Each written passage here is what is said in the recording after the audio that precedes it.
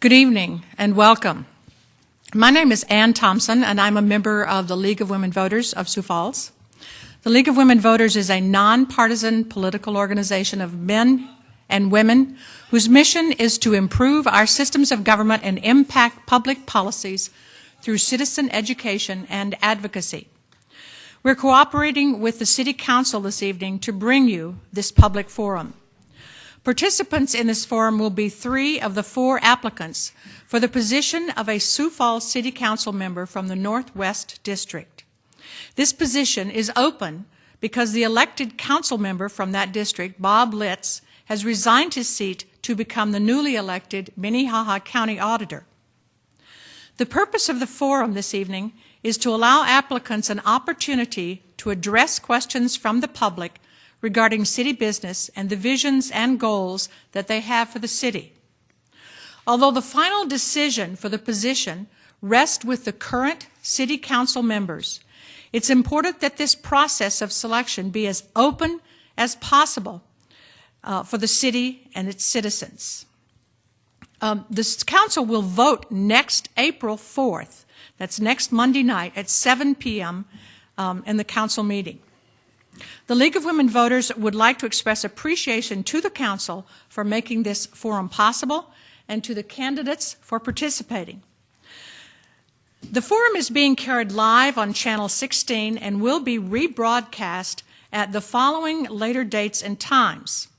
Wednesday, March 30th from 7:30 to 9 p.m., Saturday, April 2nd from 3 to 4:30 p.m., and Sunday, April 3rd from 3 to 4:30 p.m.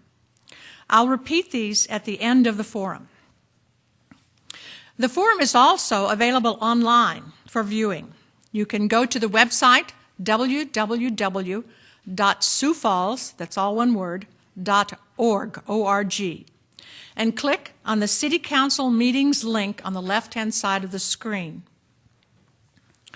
The questions for this evening's forum have been submitted to the City Clerk's office by phone, email, and via the Internet. You may also submit questions in person this evening on the note cards that are provided on the table. A member of the League of Women Voters will pick up your question and take it to the sorters in the multipurpose room next door. Please submit questions that are addressed to all the candidates and are pertinent to city issues and the role of city council members. Hopefully, these questions will cover a broad spectrum of those issues and concerns. The format for this evening will be as follows. We've drawn to determine an order for the responses of the applicants so that Mr. Karski will go first in the introductions, Mr. Millage will go second, and Mr. Eisbrand will go third. Each applicant will be allotted 3 minutes for introductory comments. And after those introductory comments, then the first respondent will be determined on a rotating basis so that Mr. Millage will answer the first question. Each candidate is going to have up to 2 minutes to respond to the question. And following the responses, each candidate may choose, if he wishes to do so, to use as much as 1 minute for a rebuttal or further comments. The first respondent of a rebuttal comment will be the same as that of the question. That is, the order of the rebuttals will be the same as the order for that question. At the conclusion of the forum, candidates will have at least 1 minute, depending on the amount of time we have left available, for concluding comments. Now, out of respect for the candidates and the audience, I ask that you now turn off or silence all your cell phones and pagers for the duration of the forum. Now's the time for the cell phone check. Also, please take any private conversations that you have into the entrance area of the building. Because the forum is being broadcast live and being taped for rebroadcast, we ask that you refrain from all conversation in this particular room. Good evening, gentlemen. Are you ready? Oh, yes. Okay. Mr. Karski, would you like to begin with your opening comments? Thank you. The first thing people ask me is, why do you want to do this? Why do you want to serve on the city council? And my answer has always been the same. Since moving to Sioux Falls, I have been involved, and serving on the City Council is to provide service to the community at its highest level. 22 years ago, this week, after 6 years of active duty in the Air Force, I was honorably discharged. 2 weeks after that, I moved my family to Sioux Falls and I started a business. I was brand new to the community. I had no clients or employees.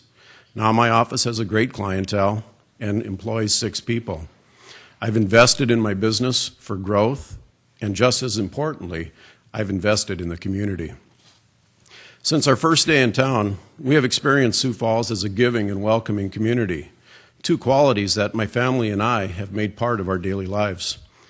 Janelle and I are fortunate to have raised our children in Sioux Falls, and our oldest son, a graduate of Roosevelt High School and the University of South Dakota, purchased a home on the west side of Sioux Falls just in December, and he will be married in June. He and his wife plan to raise their family here. My other 2 kids talk about their future in Sioux Falls, and we are excited about their potential and the opportunities that are here in this community. One doesn't have to look far to find opportunities for involvement in the community. Like all of you, I feel that it's important to give back, and I have done so in many ways and to numerous organizations. One very public involvement of mine is through the Chamber of Commerce, an organization that touches virtually every member of our community. Since 1998, I have given of my time to encourage people to invest their time and money back into the community. I have attended what I estimate to be over 2,300 ribbon cuttings. And those have been for businesses as well as nonprofit organizations that they can range from the lady that bakes cakes in her home to the huge events for our largest employers. And also to celebrate the openings of facilities that care for our most vulnerable citizens. These events have given me valuable insights into the things that are important to us, primarily the quality of life that we enjoy, perhaps more than anybody else in any community. To serve on the City Council is an honor, and it gives me the opportunity to make use of my experiences and give back even more to the community. Thank you. Mr. Millage. Thank you, and good evening. I'm Mark Millage, and for nearly 28 years, I've called the Northwest District home. My life story is pretty simple. I grew up on Pam Road, a few blocks west of Lincoln High School. From our backyard, you could see cornfields and a gravel road. I recall the first house popping up on the Tomar Hill and thinking, who the heck is going to live way up there? 41st Street was the gravel road that skirted the southern edge of town. My mom still lives in that house on Pam Road, as do many of the neighbors we had growing up. That's not to say the neighborhood hasn't changed, and Sioux Falls has certainly changed for the better, I think, since I was a kid 40-plus years ago, thanks to the vision and dedication of our civic leaders. But in many ways, our community is approaching another crossroad as we deal with a changing economy, public safety issues, aging facilities, and ethnic and cultural diversity, not to mention the potholes that we love to complain about this time of year. I see in every challenge an opportunity for improvement. And that, more than anything, is why I want to serve on the City Council, to help capture those opportunities before us right now. When my wife Joan and I married in 1983, we found our first apartment above the laundromat where Burnside and Madison Street meet in West Sioux. I'm dating myself a little when I say that that was 1 year before Rosie's opened.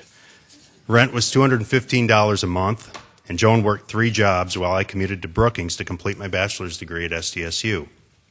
There were many challenges, like newlywed couples often face, but those challenges turned into opportunities once we had children a few years later. That, of course, changed everything. I've done my best through the years to be a good husband, a good father, and a good citizen. Certainly not perfect, but I'm still trying. At home and at work, I try to lead by example, which is why community service is such a cornerstone in our lives.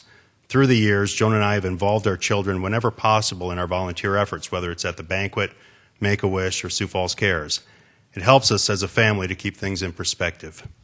I'm especially proud of our 3 kids for taking it a step further with their own personal causes for organizations like the Y, the FCA, and the Sioux Falls Area Community Foundation. Our youngest looks forward to Girls State this summer. I seem to remember attending Boys State not that long ago, at least I don't think it was. My cover letter, resume, application are available for review on siouxfalls.org, so I'm not going to repeat what already is there. But I will add one more thing. This is a 1-year appointment. Odds are good that whomever the council selects will run for a 4-year term in the next election. So I pledge to you tonight that if given the opportunity to serve on the City Council, I will not base my decisions on political expediency. As much as I'd enjoy the privilege of serving up to 5 years, I will vote for what I believe to be the best for the people of the Northwest District and the residents of Sioux Falls. I'll communicate openly, regularly, and directly with the people in my district, and I will work in a cooperative spirit with the current council members as we address the challenges faced and seize the opportunities to move our community forward. Thank you. Thank you. Mr. Eichmann? Good evening, and thanks for everybody showing up tonight. I'd like to especially thanks the League of Women Voters for having this forum and giving the public an opportunity to meet us 3 candidates here tonight. And I'm in great company. I know these 2 gentlemen. I go to church with them, and like they both said, I grew up in Sioux Falls, lifelong resident, and my wife and I, we got married at St. Therese Church over on 8th and Cliff, and now it's Our Lady of Guadalupe. And we found a house over there at 200 North Valley View Road. It's right just a block from Hayward. And we knew then we were going to start a family. And I have my wife Mary and 5 children. And 2 of my children currently attend Hayward, and one of them attends Axtell Park. And then I have 2 other teenagers at Roosevelt.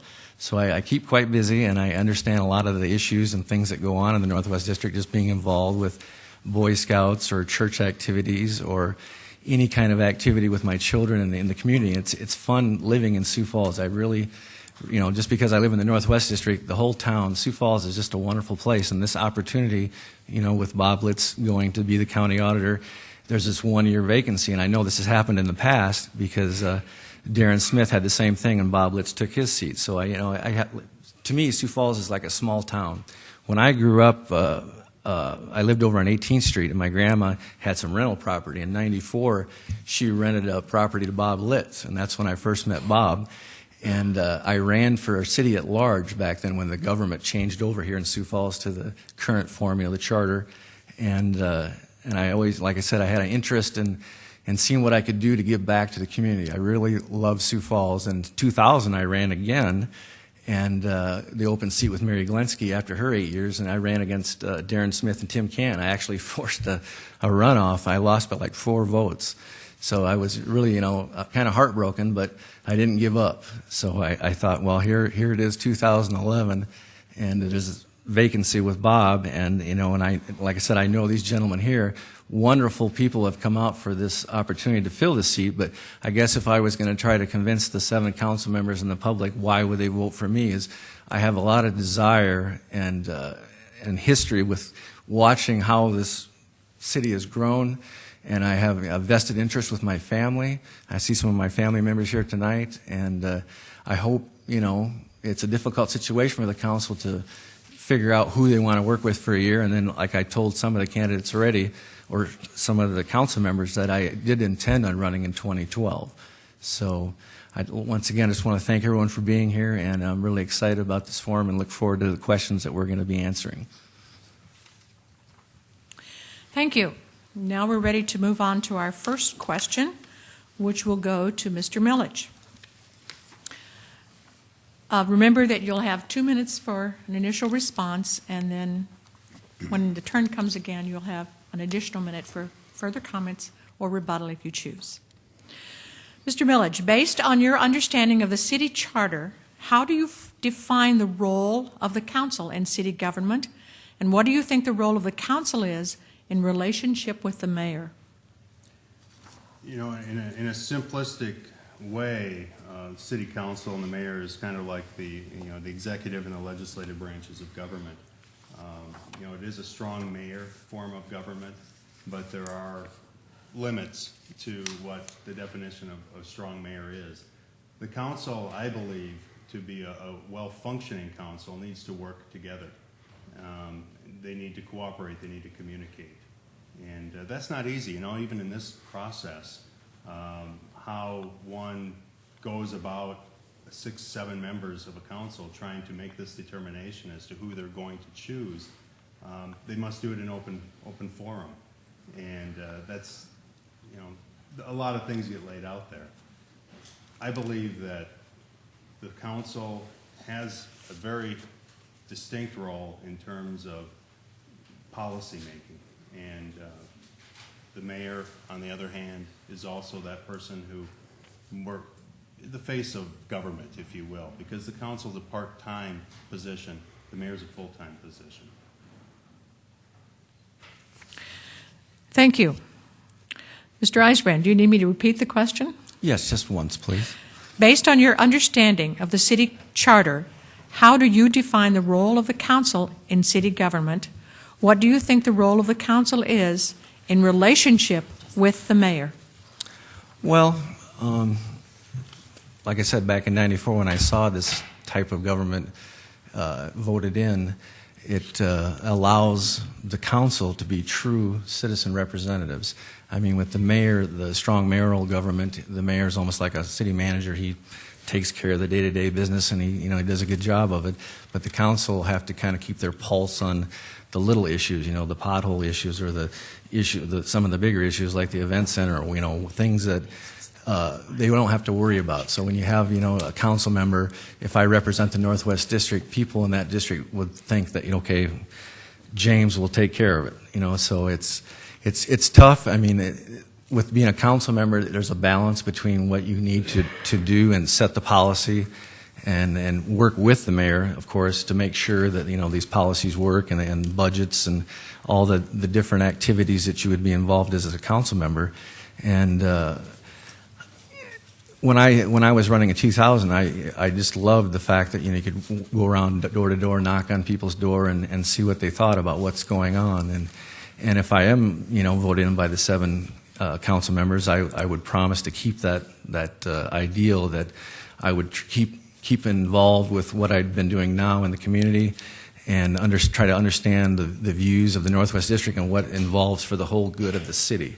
So it's one of those rare opportunities that it's an honor to be a city council member. So it's very important that you communicate well with your constituents and let people know where you stand on the views. And I guess I would as much as I desire to have this position, I would try to my performance, I hope, would match that. Thank you. Mr. Harsky, do you want me to repeat the question? Sure, why not? Based on your understanding of the city charter, how do you define the role of the council in city government, and what do you think the role of the council is in relationship with the mayor? Okay. Well, according to the city charter, the city council is a part-time body that makes policies and legislates to the mayor's office. So it's policy making and legislative. And everybody talks, or we hear frequently about how we're a strong mayoral form of government. And that's true in one sense, and that in that sense is that the mayor is in charge of doing what the city council tells him to do. He's in charge of getting the job done. The city council sets the policy for the mayor to follow. The city council does not get involved in the administrative process of running the city. It's a broader scale. It's working together as a group to come to a consensus of where do we want our city to go? What do we see as a group? What's the future of our town? What do we need to do? And to give that direction to the mayor's office and to hold him accountable for getting that job done. So we have a strong mayor, but we have a strong mayor in the sense of he needs to get the job done that the city council tells him to do.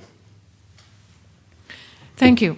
Now we'll give each of these candidates another minute. If they choose, they don't have to say anything else, but if they choose to do so. Mr. Millage. Well, I wasn't gonna, but then the ex-TV guy forgot to turn his microphone on, so strike that last answer. Anyway, in summary, I guess I would equate the city council mayoral relationship kind of like a nonprofit board in a way. The board is the chief executive, albeit the mayor, is the one who is in charge of those department heads, who oversees the execution of the tasks. And the board of directors, the council is the one that sets policy. They're the ones that give those directives, and that's probably in the simplest terms. Thank you.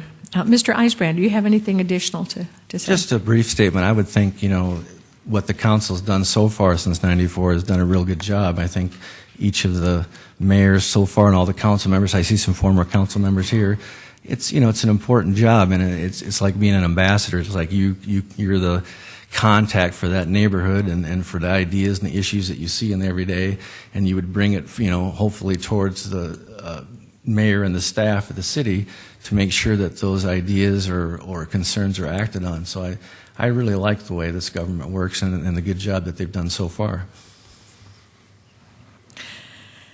Thank you. Mr. Karski. I just wanted to add one thing, and as a representative of a specific district, the Northwest District, I guess my role there would be as a councilman to bring the issues of that district, whether it be a library or a road or whatever issues need to be addressed specifically in that district, to bring that to the council to become part of the solution for the issues that might be in that district. Thank you. Now we'll move on to another question, and these questions were submitted online, and we'll take some that were submitted from the audience. So, Mr. Eisbrand, you will have the first go at this question.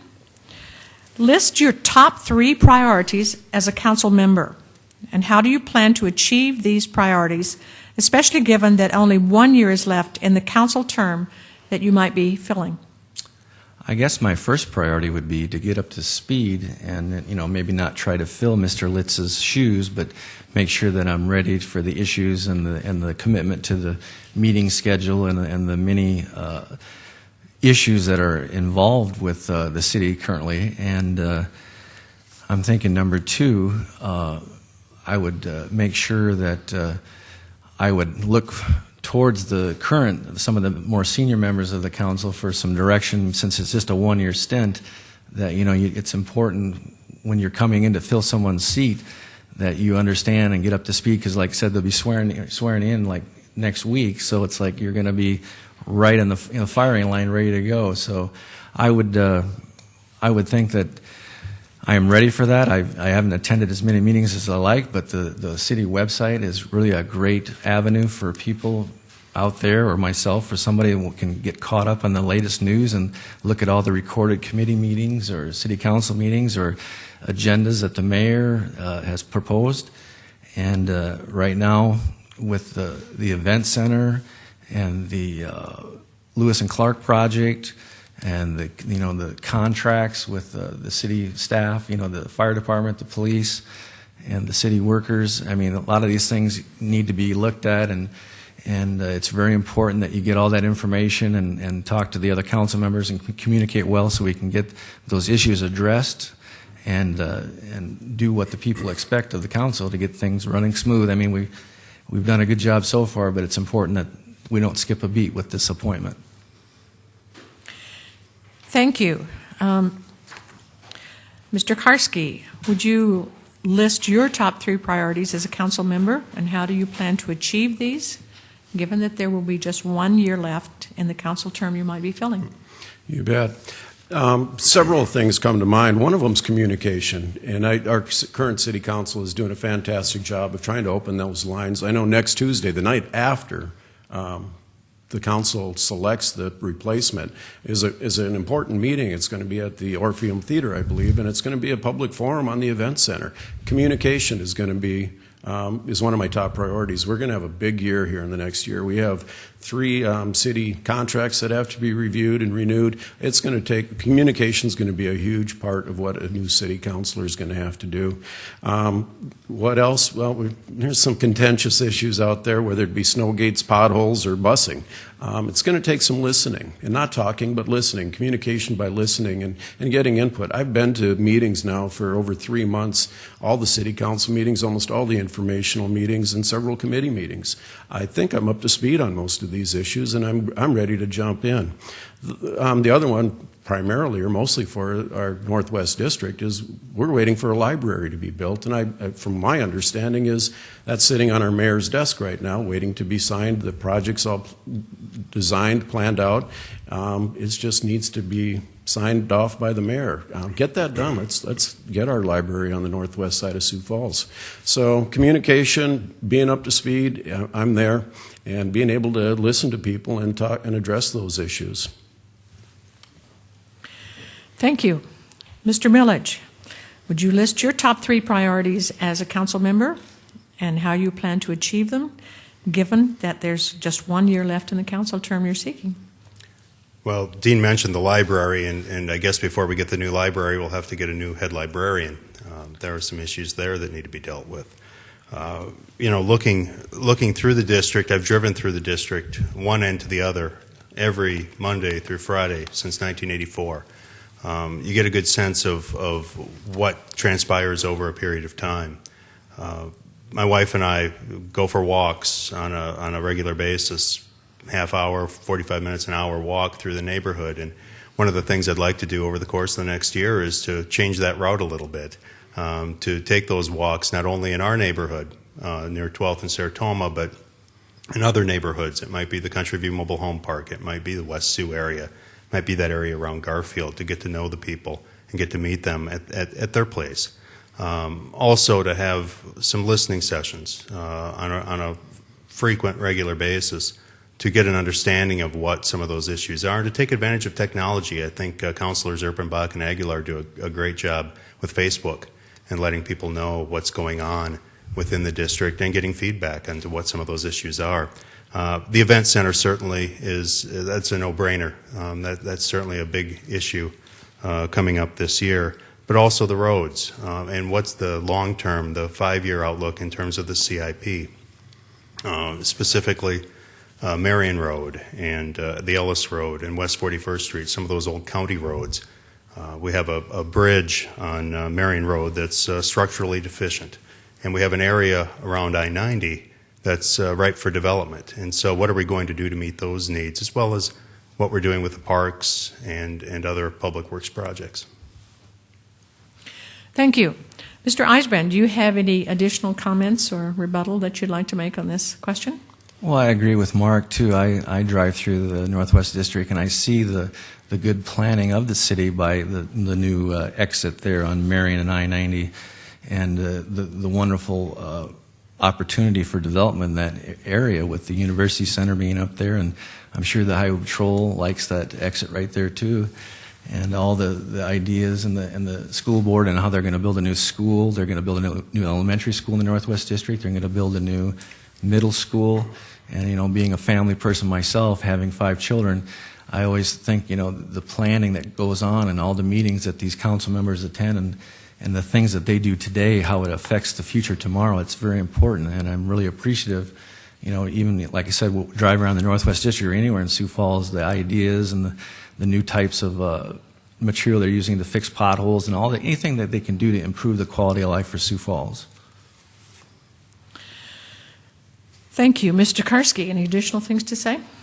Yes. We hear about government and transparency, kind of two interchangeable words, it seems like, these days. And quite frankly, I think we need to go from transparency to openness. We need to make sure that as a city council, we're maintaining an open line of communication, not only with the constituents that live in the city, but also through the mayor's office. We need to have a working relationship there, and to maintain that and to get the job done.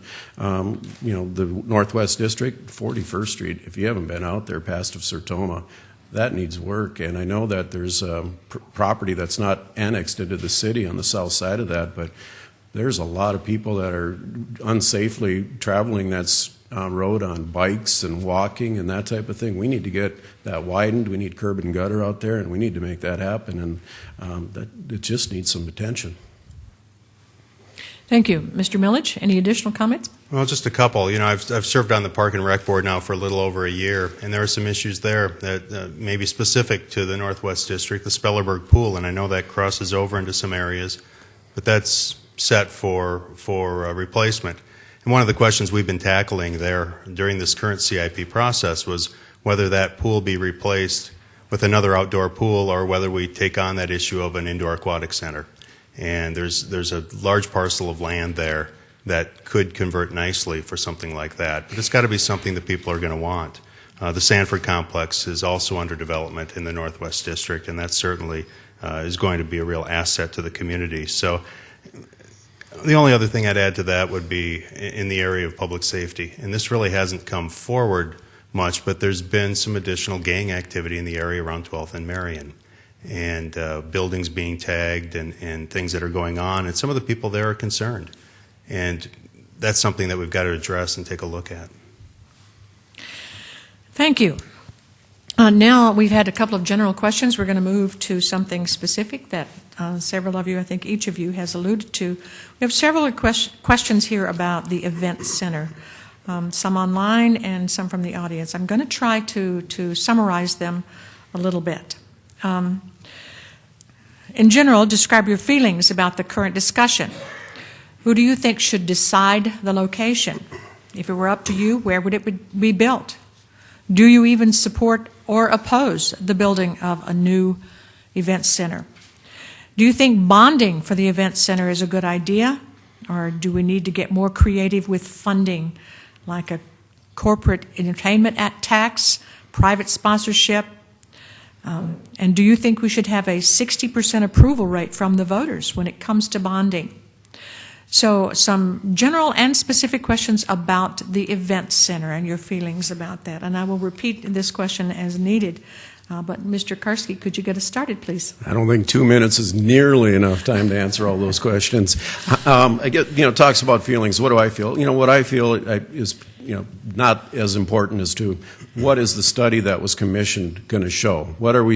Is it feasible for us to build an event center? And if it is feasible, where? And those are two big unanswered questions right now. And it would be irresponsible as a city councilor to say it has to go here. I don't care what a study says or what we paid for it comes to the conclusion of. I think an event center is very needed for our community. It's important that we get one if we can afford it, and I think we can.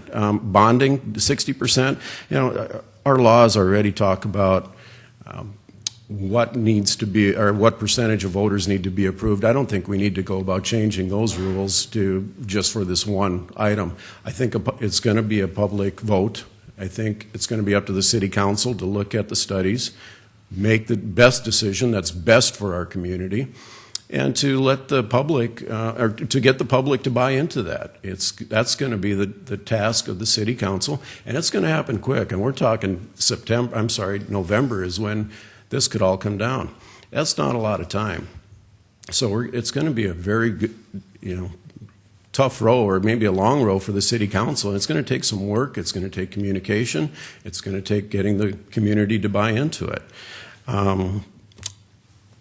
Based on all that, my feelings and my own personal opinions are secondary to what's best for our community and what's going to be best for our city. We have a 50-year-old arena right now, 50 plus. Older than any of us three, and it's time for it to be replaced or improved upon. Thank you. You don't need to repeat it. That's okay. It was long. There's a lot of ground covered there. Yes, your turn, Mr. Millage. Thank you. Site selection, I think, boils down to the best return on investment. Those numbers are still being compiled.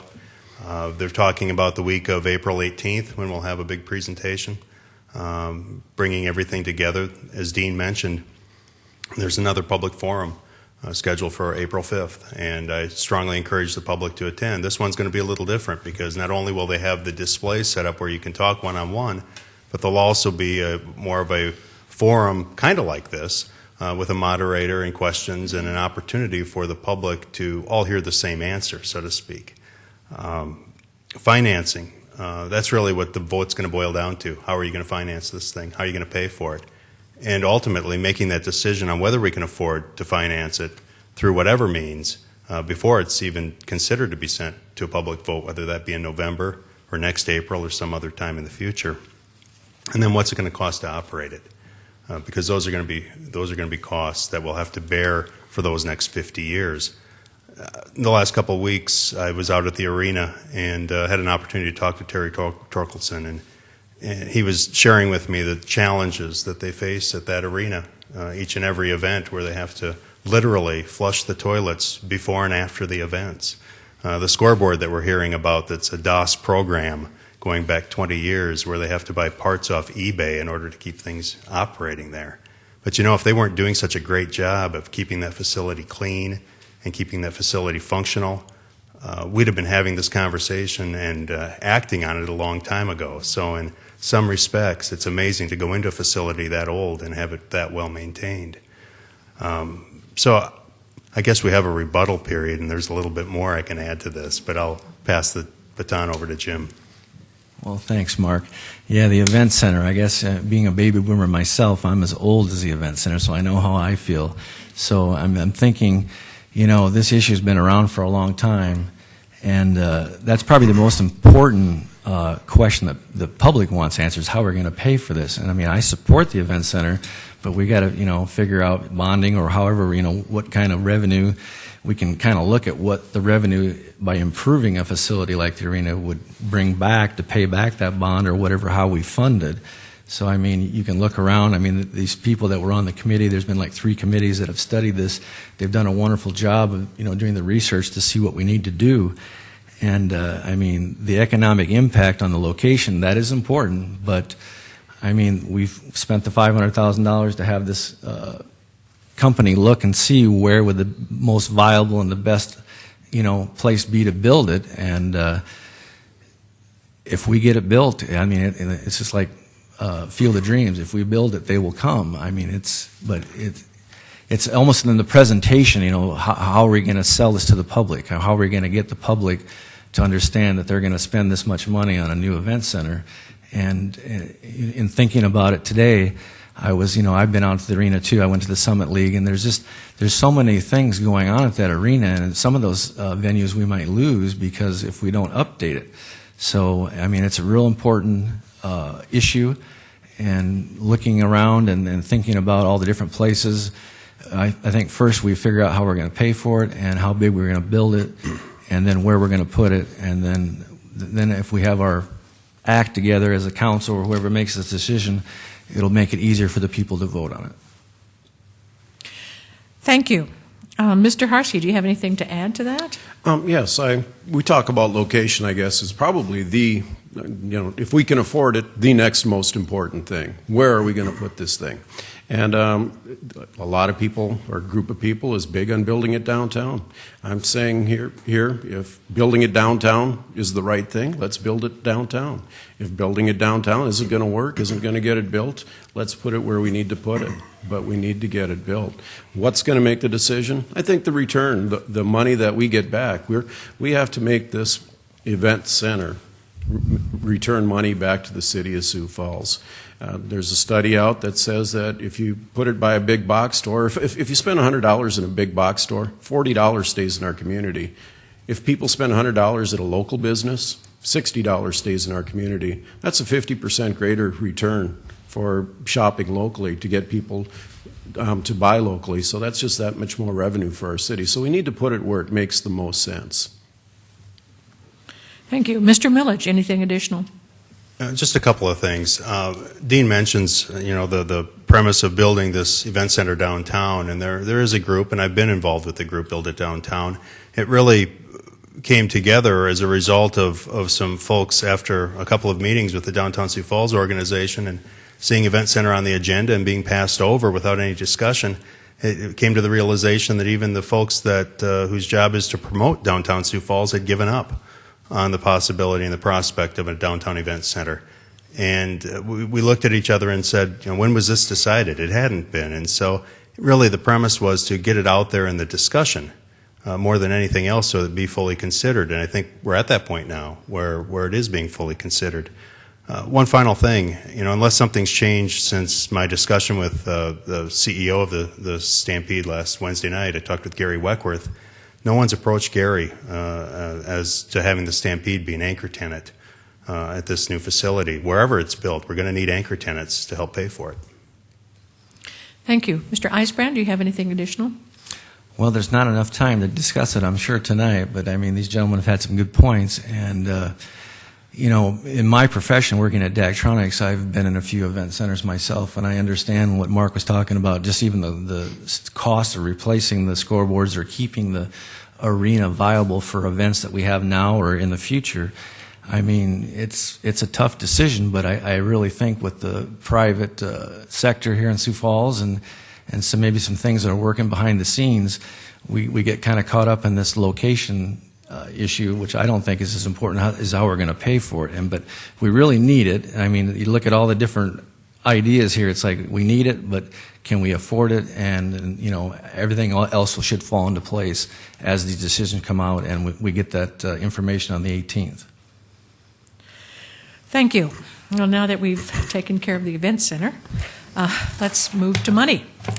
And these questions, there are two dealing with extra capital money or CIP funds. One question says that there's an extra $3.6 million, and what should be done with that money. Another person says there's $3 to $5 million from 2010. As a councilman, how would you spend or save the funds for other uses? So questions about the extra capital money, and we'll start with you, Mr. Millage. Okay, thank you. I think the council's taking the right approach on this. There's been some conversation. The finance director talked about the possibility of setting that money aside and using it toward a down payment on construction of the event center. We have some immediate needs now that need to be addressed, and I think the fact that the council has I think respectfully asked the department heads, in particular Department of Public Works, to come back with some shovel-ready projects, some things that can be done this year. Between the three of us, we listed a whole bunch of potential projects. Are they shovel-ready? Are they ready to be done now? Probably not. These are things that are maybe in the CIP and maybe planned for later, but with a 5-year projection on the CIP, there are things that get moved around from year to year. There are some projects underway. There are some projects that are carried over. But identifying what those projects are and can they be done now, I think, is important. One of the comments I made to my daughter last Friday when we were going to school, kind of a little sarcastic, was, that it's great to have all this money left over, but it would have been nice to, have some melt on the streets, to make sure. What my point is to make sure that we're doing the things we need to be doing now. It's great to have the savings, but make sure we're getting things done in a responsible fashion. Thank you. Mr. Eisman, do you need the question repeated? No, that's fine. I think that's a great issue to have, is when you have too much money, when you have that extra $3.6 million. My thoughts are, with all the shovel-ready projects or things that the potential you could spend it on, you should look at the fact that, if there's issues out there, that the council has been very, well, not reactionary, but had to face the facts, like the flooding this spring, things that come up, and they had to move up the infrastructure and the sewer projects, the $25 million to spend to fix the Tut Hill lift station. There's things that come up. So, there's issues both ways. At some issue you might be lacking funds, or you have to move that project up to pay for it this year because it's got to be done. And then when you have some extra money in the kitty like this, I would look at, the council could probably have an idea that give to the mayor's office on what direction they would like to see that funding go, because I know everybody wants to spend it on something. Their issue is, burning a hole in their back pockets. We got extra money, let's spend it. Well, yeah, but like I said, it works both ways. There's some projects that, they need to move ahead, and I really appreciate that the council and the city staff, they have these meetings you can see online, or you can watch on Channel 16. It's like, okay, well, this issue has been moved up, so we got to spend money on this. So now if we have extra money, it's a great issue to have, but I wouldn't be too quick to spend it on something unless it was really of value that we need to do right now. Thank you. Mr. Karski. Yes, I was here for the council meeting. I think it was an informational meeting, actually, when that was relayed to the council of that 3.6 or 3.8 million. I'm not too sure of the exact number myself. But I like the approach that Councilman Jameson has taken with that. It's not, let's hurry up and do this, but let's sit back. We have to have some projects out there that we've delayed, and we know that they're out there. Let's sit back. Let's talk about it. Let's have some discussion. What should our priorities as a council be? And that's truly where that decision lies, is what should the council be looking at for input into the mayor's office about what we can get done. It is the council's money to help figure out where to spend. It is the council's budget to approve. And there are projects out there, whether it be 41st Street, west of town. Marion Road needs some work, both north and south of 41st Street. If you've driven south of 41st Street on Marion Road, I think it was bombed here recently. It's really bad. And there's just a lot of road projects out there that could be looked at, addressed, and worked on. Thank you. Mr. Millage, do you have anything to add to that? No, I don't. Okay. Mr. Eisbrand? I'm good. Okay. Mr. Karski? You just finished, so. Not right away. Okay. Let's move to a totally different type of question then, and I'm going to put two related questions together here. Both of these were submitted from the audience here. One about increased poverty. We are seeing increased poverty in Sioux Falls. Free and reduced lunches are above 40% in schools. What role does the City Council play in addressing that poverty? And in the same vein, there's a question about affordable housing. There is a gap in this town for affordable housing for people who are at approximately the 30 to 50% of the median income range. What would you bring forward to ensure affordable housing for people at the lower income level, people who wait on us, clean our offices, and check us out at the grocery store, people whose salaries are such that they can't afford a lot of the housing available?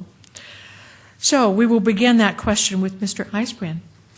Well, I think, as a city council member, it would be important to be involved with the business in the community and come up with ideas, which they've been doing in the past, on trying to attract businesses and jobs that are, affordable, or not affordable, but would pay a decent living wage, where people wouldn't have to rely on services like, the wonderful food pantry. My wife works at the food pantry, and I've been involved before for 5 years with the Homeless Coalition, so I understand the needs of affordable housing. I mean, people look around today, you can go downtown and you can see people and you don't know if they're homeless or not, but you can tell by their clothes or their body language that maybe they're having a tough time. And in affordable housing, I mean, right now I know they're doing some projects, and especially in the Pettigrew Heights area, there's things that I applaud the current council for doing, for making it somewhat affordable. They're putting together projects and trying to look at, it's a tough issue. We're growing so fast that, what is affordable in this city? I mean, what kind of a job can a person get?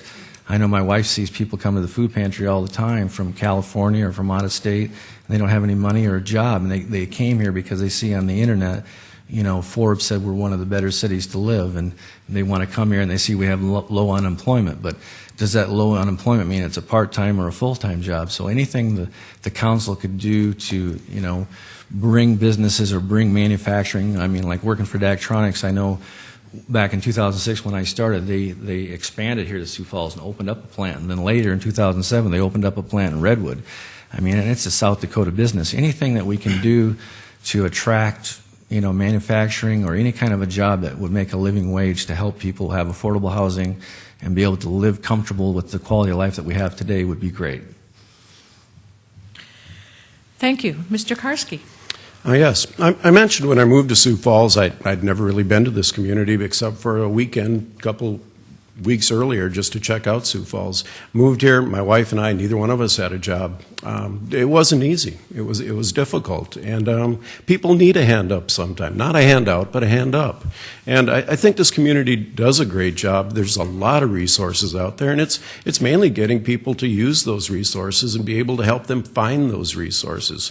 I was at a ribbon cutting here recently, about a month and a half ago. I believe the Sioux Empire Housing Partnership put it on. It was a refurbished home for people that live below the certain line in the poverty line.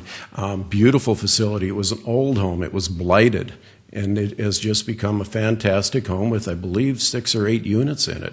It's an example of the city working together with, there's federal grants out there, and getting these problems taken care of, getting these people homes. Just here in the last month, in fact, it was Councilor Litz's brought this to the council. $100,000 was given to help the county build a home on Minnesota Avenue for the chronically homeless. We have a lot of opportunities to help people, but there are a lot of resources out there for people to get help, and we need to get people there. I know the Multicultural Center does a great job of directing people and helping them find those resources.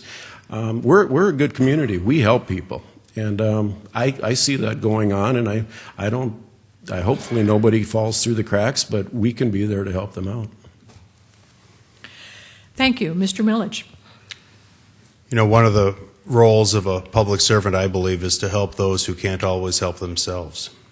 We don't know what the next day is going to mean to us. You know, we might be having a really good run, and then all of a sudden, boom, you lose a job or something worse. I had an opportunity last week to participate in a poverty simulation put on by the Homeless Coalition.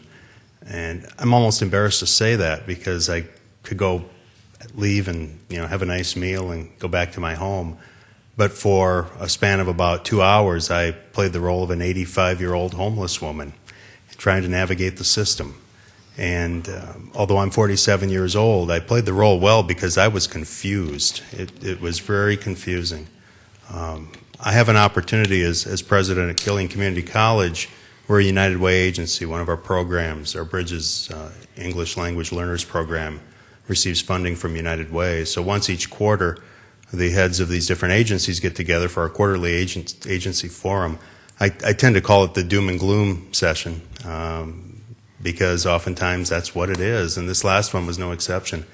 We had agencies that we're all familiar with, the Senior Companions, Siouxland RSVP, Dakota Abilities, all talk about funding cuts at the federal and state level and how they, if enacted, will decimate those organizations. So when we talk about homelessness and we talk about poverty, it runs a lot deeper than sometimes we even realize. The public schools talk about the number of homeless children in our schools. No child should be homeless, and that's just, in a community like ours, we need to do everything we can to make sure that these folks are being taken care of as best we possibly can. Thank you. Mr. Eisbrand, do you have anything to add to your previous comments?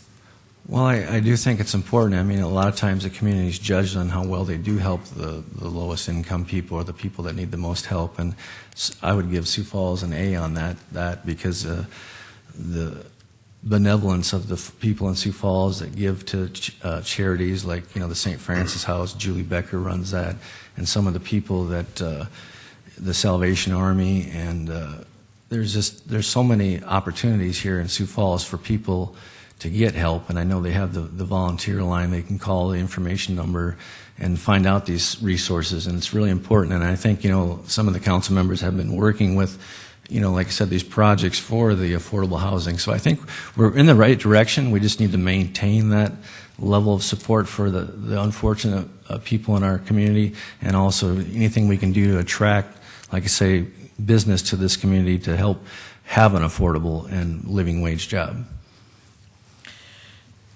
Thank you. Mr. Milledge, do you have anything to add to your comments? Mr. Karski. I apologize. Mr. Karski.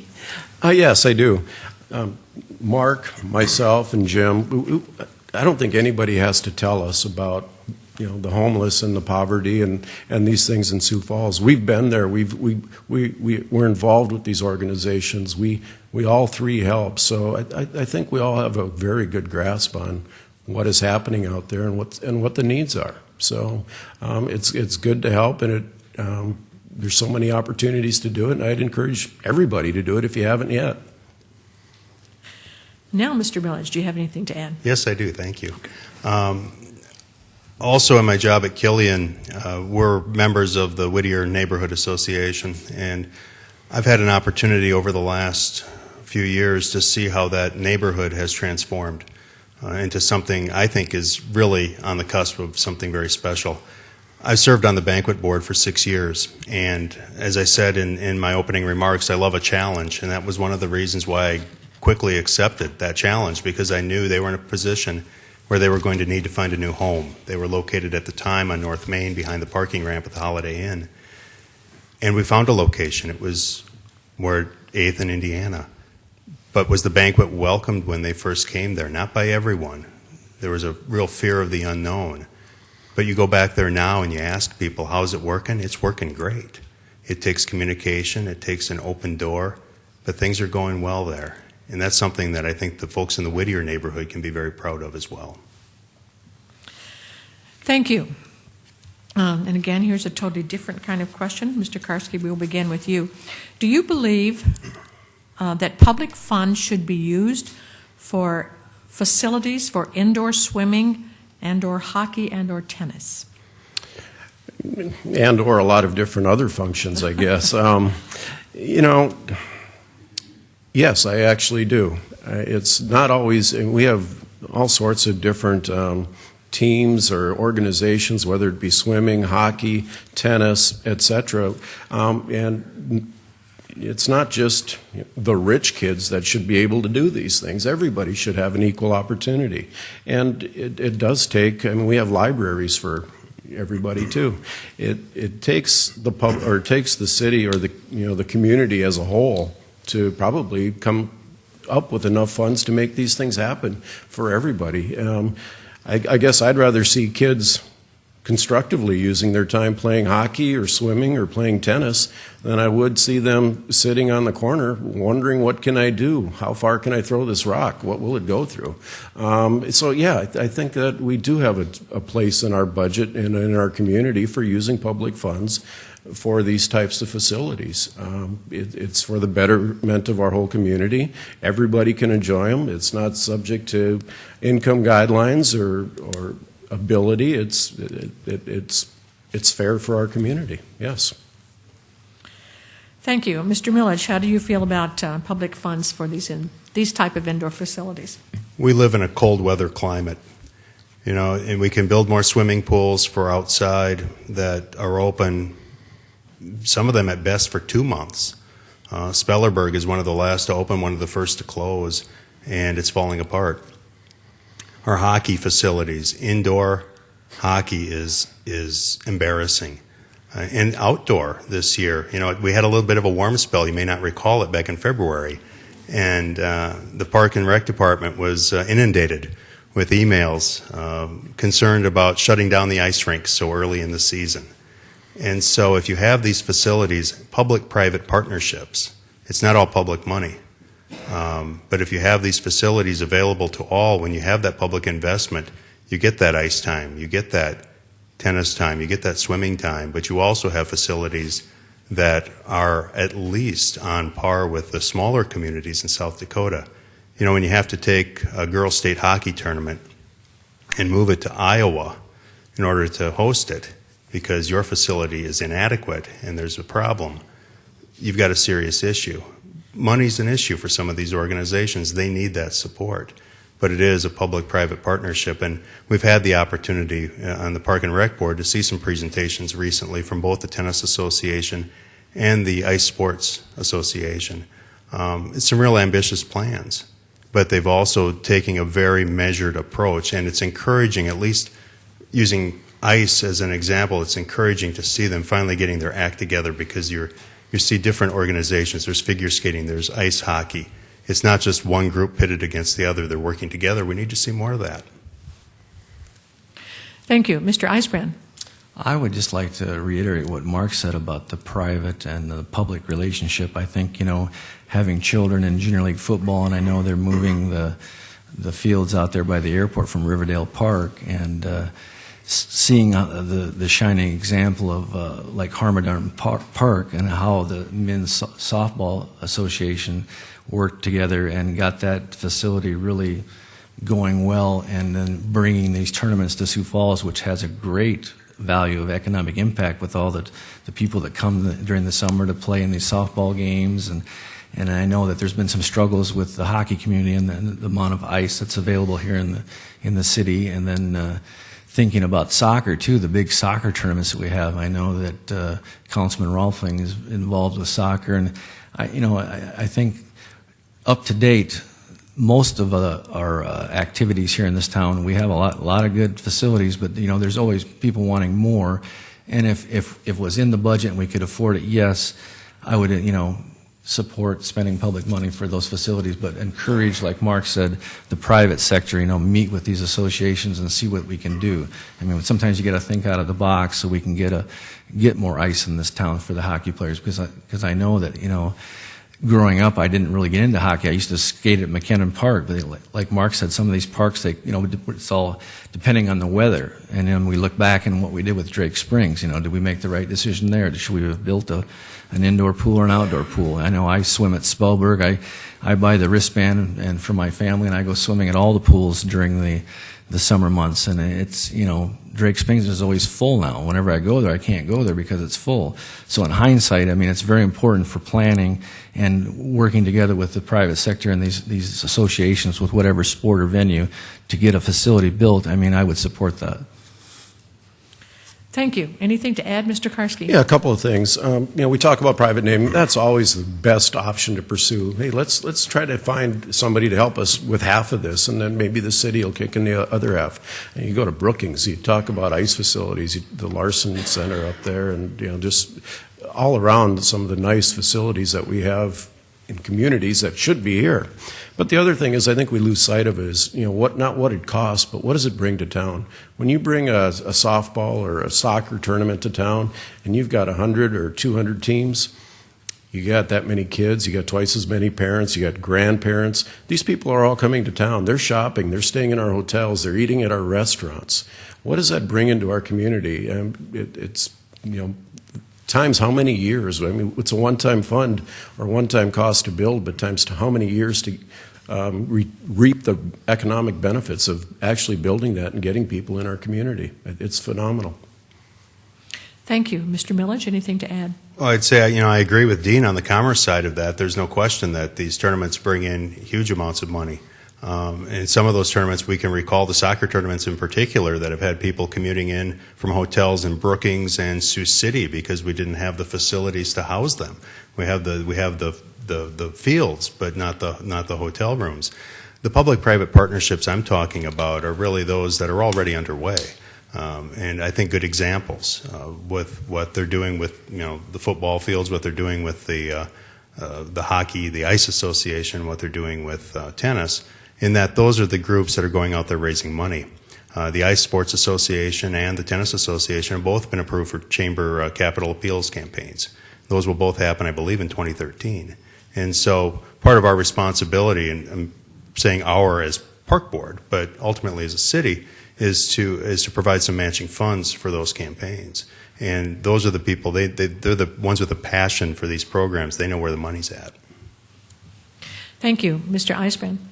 I just want to add one thing. I think with the recent unfortunate budget cuts for our education, a lot of these sports at our public schools and these groups, these associations, whatever sport it may be, I think they're going to look for this public funding a lot more because they may not even have that activity at their school. So anything that the council can do to, once again, keep the level that quality of life for sports and our availability to have these tournaments and these people come to our town and enjoy these tournaments and bring in revenue. Anything we can do to help that, I'm all for it.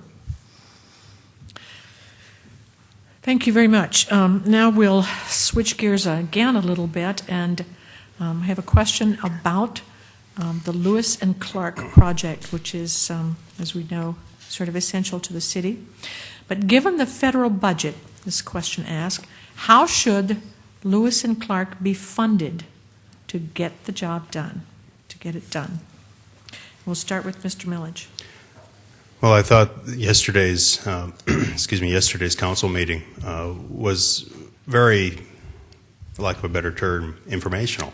I thought the fact that the council's position is not one of selfishness, which some communities might be very selfish in terms of the money that's been laid out by this community to prepay on this project and to make that investment, but rather the concern that's shown for those communities downstream of the pipeline, if you will, in Iowa and in Minnesota. Fortunately, it's going to take working together with those congressional delegations in southwest Minnesota, northwest Iowa, to try to secure more funding to continue to pursue this project.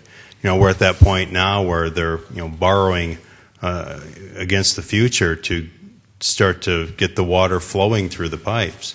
But ultimately, in the end, for some of these communities, it's too much of a burden for them to bear on their own. They're going to need that support, need that help. So we have to continue to try to work together. Thank you. Mr. Eisbrand, comments about the Lewis and Clark Water Project? I would agree with the council, and I think the current council and the mayor. I know in the past Mayor Munson went to Washington to lobby for money, and I know there's the usual Washington rhetoric about earmarks and how we get this funding. But the good thing about what we've done so far is the pipeline is built, and we're expecting to get that water in 2012. And I think, some of the things that Sioux Falls is doing to help our fellow communities like T and Harrisburg and get them that emergency water, I think a lot of the communities, I know they've invested money ahead of time, but once we get that water going, every community has to pay for their certain allotment of water. So I think just the fact that if we can just get it going and figure out a way to get that funding, like say maybe, write some more letters to our congressional delegation to get this going, because we need to show the importance of this water, not only for Sioux Falls, but the impact on the area, because of the growth that we have here and the opportunity with that water. You can attract manufacturing or larger companies to come here and build a plant or a company, and because they're going to need water. And nowadays we know how valuable water is, and good, clean water, drinking water. And that's, if they don't have water, people may not come here anymore. Thank you. Mr. Karski, what are your thoughts on funding Lewis and Clark? Well, take a big hammer and go to Washington. I don't know. We paid for it locally here. Our part's paid for. How do we get the federal government to come to the table with the money that they promised us? And it's going to take a lot of pressure, and we're going to have to get after our congressional delegation and keep after them and keep telling them we need the money. We're going to be turned on. Sioux Falls will have water, I believe, it's going to be turned on in March. They got to flush the lines and do all that type of thing, and we should have water in Sioux Falls come April or May. Now, there's 9 other communities, I believe, that is the number that they need water. A couple of them need water a whole lot more than we do. Sioux Falls isn't at the point where we have to have this water. Is it selfish of us maybe to get water turned on when other communities need it? How can that be addressed maybe until we can get the federal government to bring the money to the table that was promised? Not only Sioux Falls, but 30 communities, I believe is the number, or more in 3 different states. It's not just Sioux Falls. We got Minnesota, we have Iowa. There should be a lot more people concerned about this than just Sioux Falls. We've got communities that are in desperate need of water. Yeah, I know the federal government came with $480,000 this year. That's not even enough for them to open the doors and administratively run the Lewis and Clark pipeline. So the crisis isn't getting the water here; it's getting the money here so that we can complete the project. And it's going to have to come from the federal level, like they promised. Thank you. Anything additional, Mr. Millage? Just one quick thing. It boils down to prioritization and trust. When governments can't trust one another to follow through on their promises. And there was irony. Dean mentions the money that, the small amount of money that was appropriated for Lewis and Clark was within a day or two that we received really good news about federal money for Blood Run. And while I think the Blood Run project has merit. It really does. It's a very special piece of property, and the fact that it has that support locally and federally, I think, is a real plus. But nothing's more essential than water. And, again, it comes down to things outside of our control sometimes, but we need to continue to push our congressional delegation to get things done and to work with their representatives across the border. Thank you. Mr. Eisbrand, do you have anything additional? Well, like I said, that's a big issue to me, too. I mean, Lewis and Clark, I remember when I ran in 2000, we were talking about Slip Up Creek, but now that we've invested this plan for Lewis and Clark, and then all of a sudden our funding gets a little shaky and goes away. I mean, we talk about getting active and trying to get our legislators in Washington to get us that funding back. So maybe as a council member, I'll write some letters and I'll fly to Washington. I'll lobby a day or two with our congressional leadership. I mean, it's an important issue, and it's something that the council so far and the staff here at the city have done a good job. And unfortunately, some of these communities that have invested the money aren't getting it. But I think we're gonna figure it out here as we go, because we're gonna know what budgeting or what money we're gonna have available and what we need to pay for. Mr. Karski, anything additional? No. All right.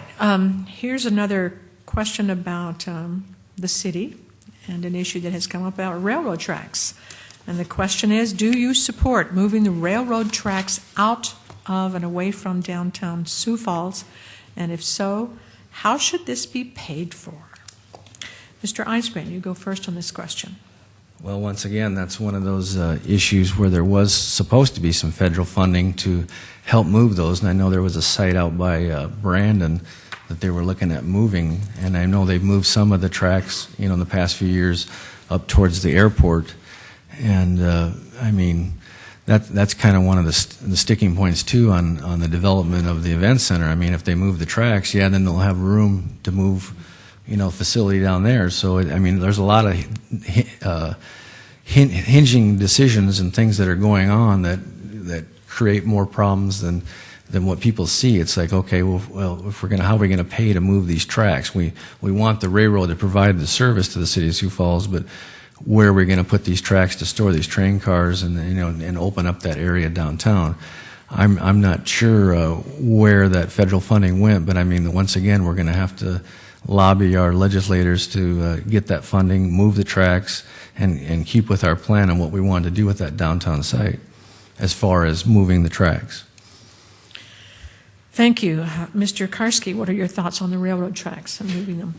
Yes, I was at the meeting. I believe it was just last week. I'm trying to remember what day. It's all been a blur. I've been to so many, but there is money there. The federal government gave Sioux Falls $36.8 million or $37.6 million. Exact number escapes me. And that money is actually being held in a trust right now with the South Dakota Department of Transportation and ready for us to use. From talking to Mark Cotter, he's in the middle of an environmental assessment for the study. First of all, the study is, do we move them? And we're not talking about moving the railroad tracks as much as we are talking about moving the switching yard. And, people say, well, if they move the tracks, what's that do for our, businesses that rely on the rail system to move product and commodities in and out of Sioux Falls? We're still going to have some railroad tracks in town. It's the switching yard that we're going to be moving. So we have an environmental assessment that is going to be done this year. Then it has to be approved next year. The timeline is to have those tracks moved by the year 2014. And people, the environmental assessment is also, what are we going to use that land for?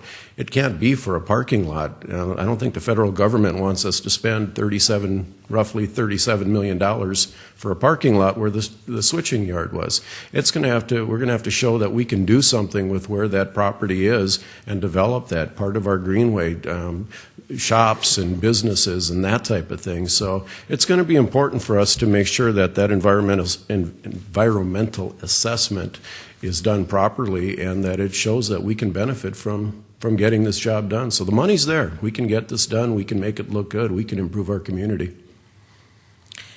Thank you. Mr. Millage, railroad tracks. This is another example of governments not working together very well. This project should be done by now, frankly. One of the very first meetings I attended when I became president at Killeen Community College was a railroad relocation meeting because our property is adjacent to these tracks. I was promised then, back in 2008, that the environmental assessment study was underway. Then I learned last Tuesday, the audit committee meeting that Dean's talking about last week, when you read that audit report, that the environmental assessment that was in progress was essentially stopped by the Department of Transportation in late 2008. So, which is it?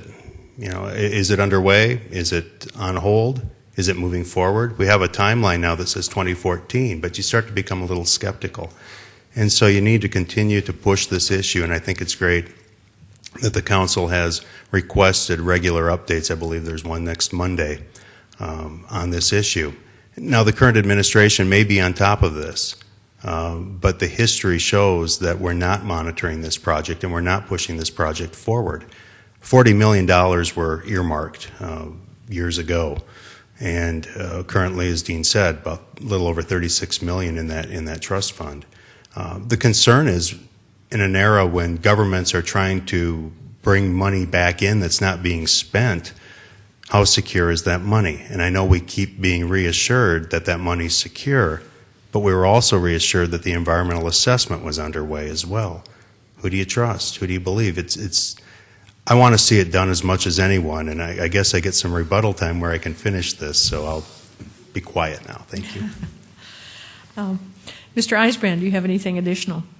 Well, like Mark said, it is important, that environmental assessment. I know when they did the Phillips to Falls, they had to move that pits, and they had a lot of problems with the pollution and the things that they found, and they had to clean it up.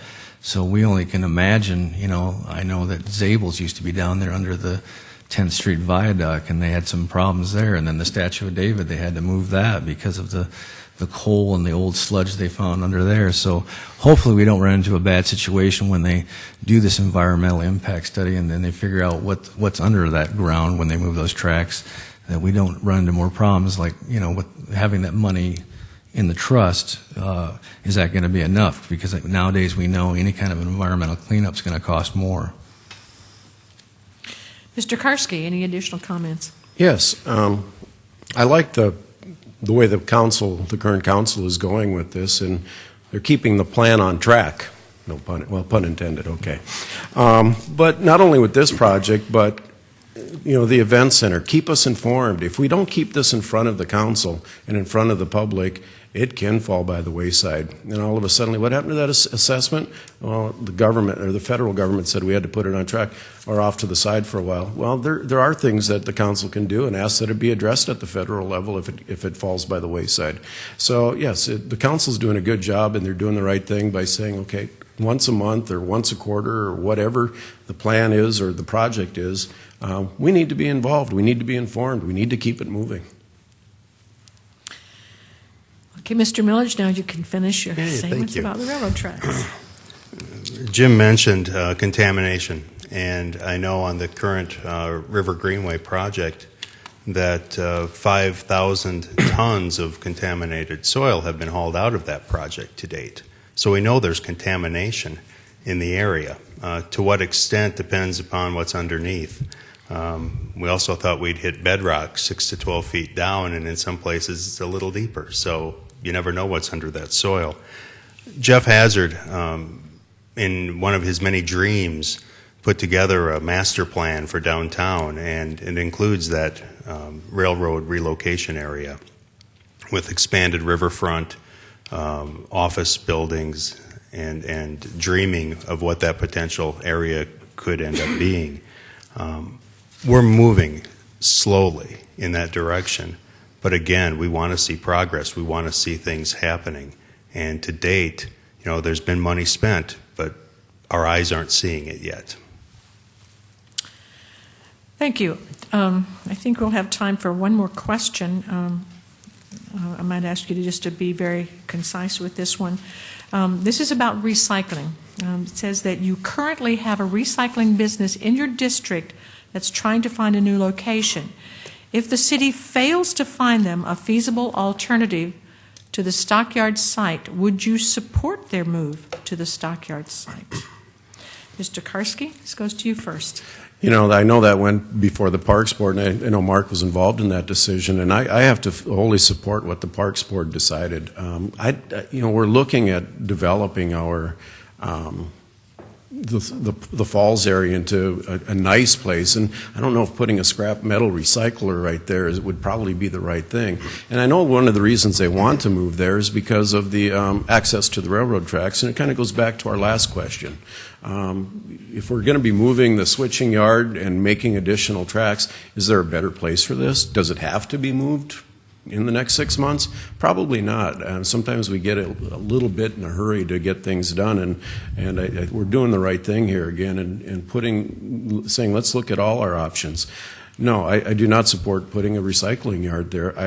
It's a great business, and it has, good employees, and I know that they make a good living wage at that business, but I see that they're going to have options down the road, and I support trying to find probably a better location for them. Thank you. Mr. Millage. Well, Dean's right. I'm on record voting no on that one. It's not an appropriate location, nor do I think their current location is that appropriate, especially the size of the facility. It's really literally bursting at the seams. TJN is a good neighbor in other communities, Spencer, Iowa, and Worthington, Minnesota, for example, and we want them to be a good neighbor here.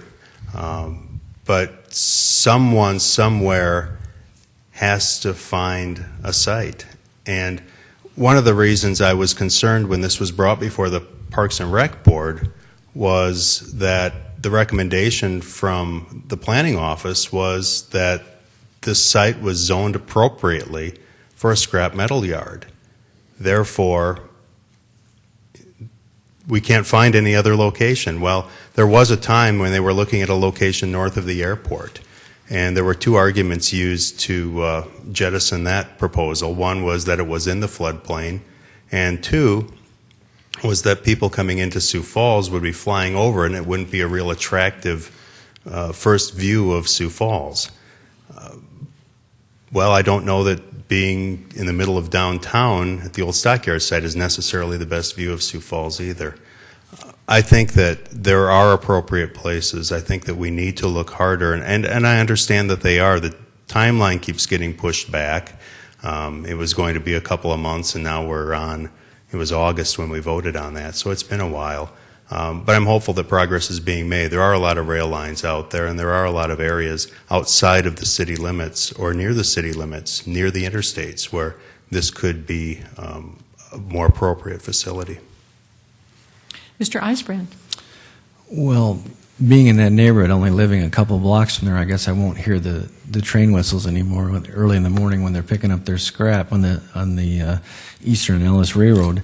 I don't think the stockyards is the best location. I would agree with the other two applicants that that's not where we want to put TGN, and recycling is important, going green and keeping that business going, and I would think that there would be some developed area or some area that site would fit better than the stockyards. I know it's unfortunate we lost the stockyards, but with the Phillips of the Falls project, we really don't want to take out a stockyard and put in a recycling facility like TGN. So, I mean, that's just not a good fit. Do you have any quick additional comments, Mr. Karski? I do not. Okay. Mr. Millage? No. Okay. Mr. Eisbrand, I assume that you've Thank you. Yes. said what you want to say. We have about 5 minutes left, but I want to be sure to give you plenty of time for your closing comments. I would also like to read quickly through the questions that I didn't have time. I thought maybe we'd have time for all of them, but that didn't happen. But I think we've covered a lot of topics. One question was about the city debt. How much? What's your philosophy on how much debt the city should carry? Another question about building codes, which are important for safety, but also increase the cost of building. How do you balance those two issues? Another question which asks, what has the city council done that you did not agree with? And there were some general questions such as, how many council meetings have you attended in preparation? Has that been important? How does that differ from watching the meetings on Channel 16? What else have you done to prepare? What's the most important vote made by the council in the last 6 months? Why? And then another question about your role as an individual council member. So there were some general and a couple of more specific questions, and an additional one about public transportation and buses which do not necessarily run on good schedules. So this may be some questions that people can address to you individually. if they so desire, and topics that you might want to think about for your future public service. And now I'm going to give each one of you a minute to just briefly sum up what you'd like to say. And we will start with Mr. Karski. He's next in line. All righty. I want to thank the League of Women Voters for the opportunity to reintroduce myself as an individual with a passion to serve on the City Council. Many of you are aware that this is not my venture into public service, as I applied for the same position 5 years ago and also ran for the seat in 2008. And obviously I wasn't successful in either try, but I did learn from each experience, and I have worked hard to become the best candidate for the open seat. I have been at a lot of meetings here. This past weekend, I spent 2 hours on Saturday talking to the residents of the West Sioux neighborhood. I walked from door to door and visited with people individually about the potential effects of a proposed event center on their neighborhood, and I listened to and I noted their concerns. When I campaigned in 2008, I knocked on literally over 1,000 doors, and I talked to hundreds of residents about their concerns for our community. For the last several months, I have attended every City Council meeting, most of the informational meetings, and numerous committee meetings. Our current City Council is a very hard-working group, and from my observances of their work, I feel that I'll be a compliment to the job they're doing. Thank you. Mr. Millage. My wife accused me of being a Channel 16 addict years ago. I think not only is it a great opportunity to make government available to the public, and not only on TV but via the internet, I think that's essentially important to real open government. I too have been attending meetings since last summer. Those that I can't attend, I have monitored either with my DVR or via the internet. In my job, I have to make a lot of hard decisions every day. The council has to make a hard decision here. My goal tonight was to try to make your decision a little easier. I can think of no greater honor than rolling up our sleeves, working together, and leading this city forward as a team. I've watched the evolution of this City Council closely and have to say I'm impressed by what I see. I hope you'll seriously consider what was said tonight, carefully compare the resumes, consider the qualifications, make the right choice. Thank you. Thank you. Mr. Eisbrand. Boy, I wish I could vote for these two. I like them both. I just want to thank the League of Women Voters, and I want to thank the opportunity to be a part of this process. I didn't make it this far last time like Dean did, but like I said, I have a real strong intent on being a good council member and doing a good job and working with the other 7 council members if I'm voted on. But like I said, I like these two also, so it's just been real privilege. I know I didn't do my homework as well as I should, and I know that they've mentioned that they've watched a lot of these meetings and attended them. I have too in the past.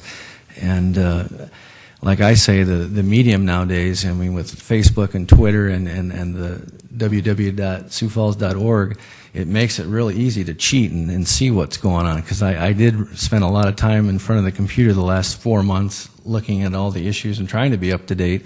But I mean, it's like Mark said, this is a good council. It's a great place to live, and I appreciate everyone coming tonight. Thank you, and I'd like to thank you all for participating. I want to remind you that this will be rebroadcast on March 30th from 7:30 to 9, on April 2nd from 3 to 4:30, and on April 3rd from 3 to 4:30 p.m. And you can also view it online at the website, the city website. And with that, we are adjourned. Good night.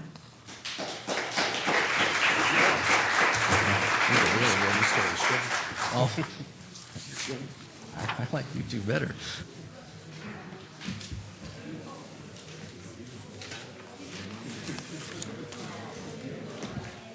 Thank you so much. Thank you, Ann. You bet. You did great. Please don't help. Oh, yes, I did know that. American Studies. Thank you so much.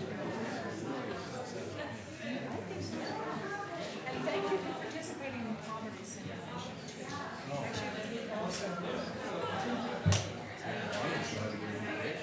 What a deal. Yeah, we have lunch. Divide the group up into some get steak and some get, peanuts. And so I had the box